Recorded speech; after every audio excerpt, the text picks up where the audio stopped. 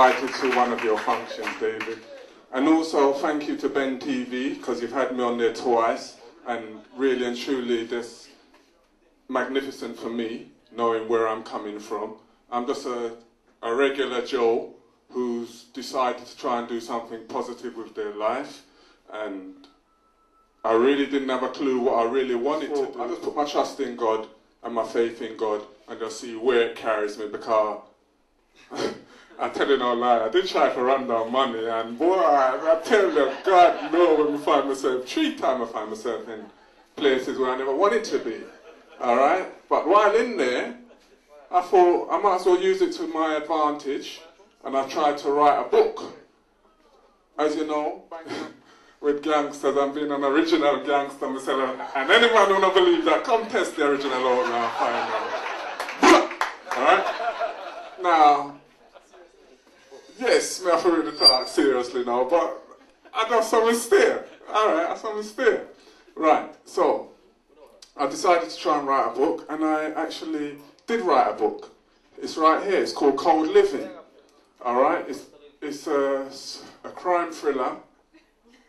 Yes, thank you, David. It's a crime thriller based around a young streetwise black man by the name of Dan Peterson. His main aim in life is to make it out of the ghetto, by any means necessary, I should say. He finds himself falling in love with 2 women, one black and one white, who have equal values and equal morals. Question, what does he do? It's in the book. As a consequence of everyday living. As a consequence of everyday living, he finds himself involved with some black British gangsters, white British gangsters, the Italian mafia, and ultimately the new breed of Jamaican yardies, whose sole purpose is to save the black race from itself by any means necessary. Alright? And unnecessarily gunshot still, but that's what their aims are. Now, after I wrote the book, I decided that, boy, they were going so well. I tried to get the book into major bookstores, and everybody I phoned up, and nobody wanted to know about it, and it couldn't get nowhere. Alright? So I decided, alright, the next thing I want to do then, I want to make a movie of this book. I believe in myself, and anything is possible. Trust me, anything is possible. So I sat down and I wrote the film script. And then I said, anybody who believes that they can play any character within this book, come down and take an audition. Wrote it black with thousands of people. Alright, long and short. Found some good people, but it wasn't the right quality. Someone said, how am I going to reach these people for the quality what I want? So, alright, I was training to be a driving instructor, because I think salt, as the woman said, trying to write and everything. No money, no run. And man, no one going to dig up the world anyway, a long thing that's still. But someone said, alright, let me train to be a driving instructor. So I trained, sorry, one day took a lesson, terrible lesson. You know when you have a driving lesson and you know that it's gone bad. This one was terrible. How many months I've been walking in the same area, head down, sometimes head high, but this day my head was down, and man, walk and women look up. We deal with advertising for TVs, for films.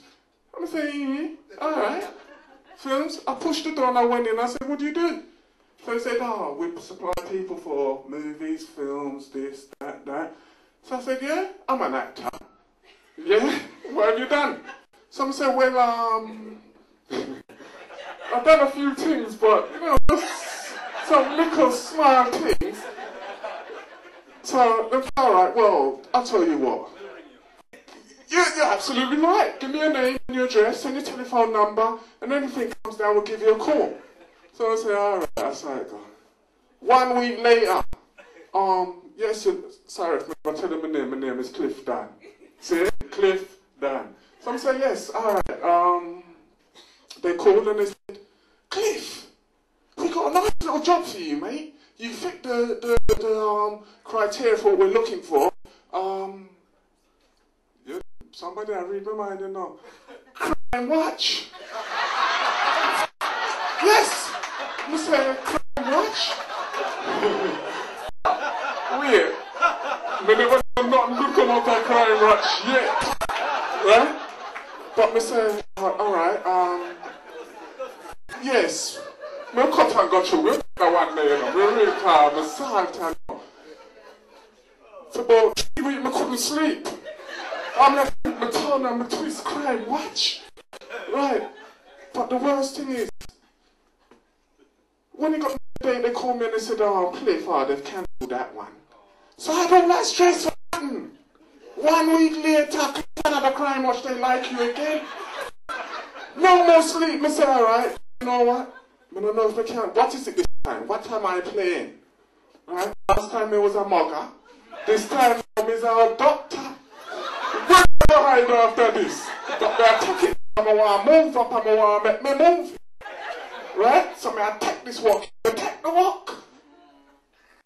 When I come out of my house, I sideways, me look back to see if anybody will come. I'm supposed to kidnap a woman and me and the next man take this woman and that part not too nice. Right? So I say, alright, boom. I took the job. Then the next thing I know, there's another little opening there, you know, just some background work on a thing called Films of Gold. It'll be for ITV. ITV? How much? Well, it's only about £90. Well, but ITV, the one that comes on film television in our way. I say, yes. So I say, alright, I'm going to watch the money. Give me the I took a job. And the next thing I know, I started talking to people on the sets there. Yeah, now try this agency, try that agency, try. I'm going to sign up with the one of them to the on East End, there's a Bill Casualty, Family Affair, Mr. Bean movie. I could go on and I found myself standing in for Daryl and Linda working with Terry Crews. And they say, what is that one in my life? It look like Smarina, I go make the movie, gotta watch it, I know. Right, alright. I'm trying to show everybody my film, but nobody don't want to really take too much notice because it's a little black man who look like a little ragamuffin and he not even can speak English. Because you know, so I switch this 1 minute, 1 minute there, yard man, the next minute I'll drop some American twang and I'm go on. And I shot. So alright, one day I drive it and I just plug it, boom, I see some holy camera, I set everything. And I stop and I look and say, okay, and what is big production? I go in and I say, at the time, I'll tell you no lie, you know, my original road shutter. I drop up now one convertible, the man them say, yes, let him shoot. I drive straight through. I'm going to park up right next to one trailer when I look, Mr. Directors. I walk in with the script and I say, excuse me, I'm going to give 5 minutes of your time, you know. It's not an actor, there's nothing to do with this production, but I'm not telling you no lie. The man said, okay, look, you need to do a little bit more work on it, do this, do that. The man sent me a script of a little bit of what he's done to use the format. I wrote the script out. My script, how I thought it should be. I sent it out. The best offer I got 20 grand. Yes, no, we like it. Would I like to give you 20 grand? When I go get the money, next week I'll win. Win at the end of production. I say, alright, no, watch not. I'm calling you. I'm a gun. Now watch nothing. It's my gun. I'm going to say, how am I going to move here? Alright, as I said before, in the beginning, I made the movie Code Living based on this. They will be out in the next month or so. So anything is possible. Believe in yourself and all things are possible. Remember for David Chen.